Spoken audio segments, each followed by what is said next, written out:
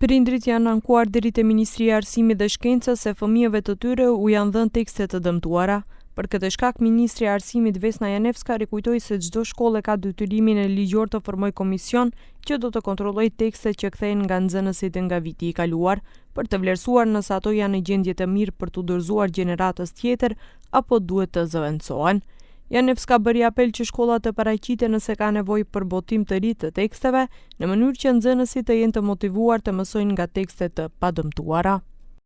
Под надзор на директорот на училиштето треба да ги издвои на страна и потоа од МОН, од Министерството за образование и наука, да побарат тие учебници да бидат обновени, односно да се обратат до педагошката служба во склоп на Министерството за образование и наука и во отворен електронски систем да пријават колку учебници им недостасуваат за ние да може да набавиме нови учебници. Janevska njoftoi gjithashtu se më 1 shtator do të jenë të gjitha tekstet shkollore, përfshirë edhe ato për gjuhët e huaja nga klasa e parë deri në të 9-ën. Për klasën e 7 do të ketë tekste të reja sipas programit të ри. И оваа година ќе има полн тираж за 7 одделение во целата држава, нови учебници по нова програма.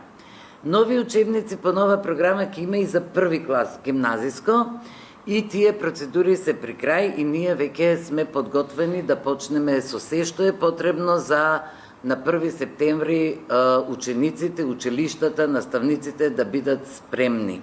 Ndryshe, në vitin shkollor që përfundoi ka rreth 17.000 nxënës më pak në arsimin fillor dhe të mesëm në krahasim me 7 vjet më parë, gjë që kryesisht i atribuohet emigrimit.